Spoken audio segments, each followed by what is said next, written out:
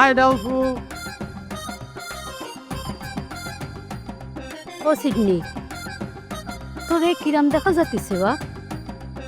আরে ডাবল ফু বাজারে তো এসবই চলতেছে। আমি একটা ওয়েস্টার্ন মেন্টালিটি বয়, আমার নাম সিডনি। হ্যাঁ, তা সময়ের সঙ্গে যদি তাল মিলিয়ে না চলি তাহলে আমার চলবে। সিডা না হয় বুঝলাম, তা বাপেরে বাপ না কই পাঠা খাওয়া, এটা আবার কিরাম সময় চাহিদা? ভাইজান কলাম বিরাট মাইন্ড খাইছে, তোর উপরে চরম খেপি আছে। ওরে ডাবল ফু, আমি একটা ওয়েস্টার্ন মেন্টালিটি সওয়াল। বাপেরে কিরাম করে সম্বোধন করতে হবে সেটা আমি জানি না, আমার চেয়ে ভালো কিটা জানে। আমার বাপ যেমন জিনিসটা বুঝতে পারেনি, তুমিও সেরকম জিনিসটা বুঝতে পারো। আমি তোমার ভাইজানটা পাঠা বলিনি ডাবল ফু, আমি বলেছি পেটা। তুই কলাম আমার সামনেও আমার ভাইজানরে পাঠা করলি, আবার করছিস তুই পাঠা করিসনি। আমি বলেছি পেটা, তার মানে হচ্ছে বাবা। এটা একটা জার্মান শব্দ, বুঝছো? ও তাই তো বলি, আমার সিডনি তো এতটা খারাপ ছেলি না যে বাপেরে বাপ না কই পাঠা খাবে। ভাইজান, তুমি কলাম বিরাট মাইন্ড খাইছো ভুল বুঝে, এখন তো শুনতে পেলে নিজের কানে তোমার ছেলির কথা। হ্যাঁ শুনেছি, তোর আর শোনানি লাগবে না। দেশ বিদেশে এত শব্দ থাকতে যেই শব্দটা পাঠার মতো শোনায় সেইটাই ওর পাওয়া লাগবে। হ্যাঁ, ভাইজান তো ঠিক কথাই কইছে। তুই এখনই বাড়ি থেকে বেরো, আর যদি না বেরো তালি পরে দাঁড়া, তালি পরে আমি তোরে আরে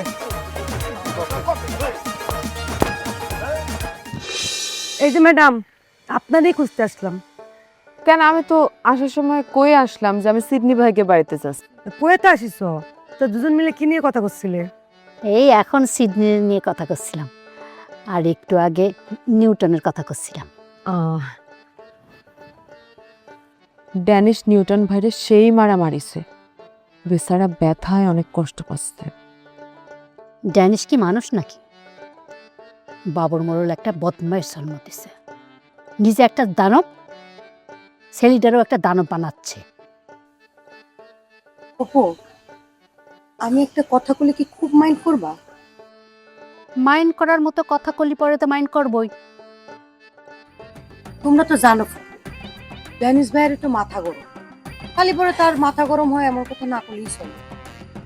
এই সেমরি, 10 জনে 10 কথা কবে না, তাই বলে এরকম জঘন্যভাবে আঘাত করতে হবে?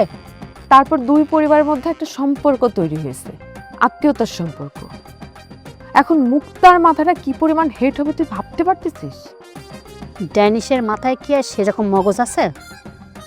হিরাম সন্তান জন্ম নেওয়ার সাথে সাথে একেবারে মুখের মধ্যে লবণ দিয়ে মেরে ফেলা উচিত।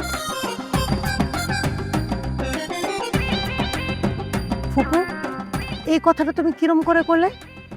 না, এরম একটা কথা কি কওয়া তোমার উচিত হয়েছে?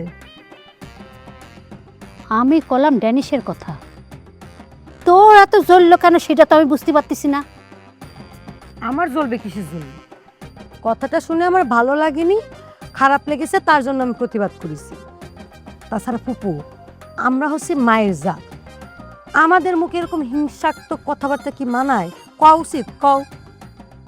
নিউটন ভাইদের ফুপু কোন চোখে দেখে সেটা তুই কিন্তু ভালো করে জানিস ছায়া।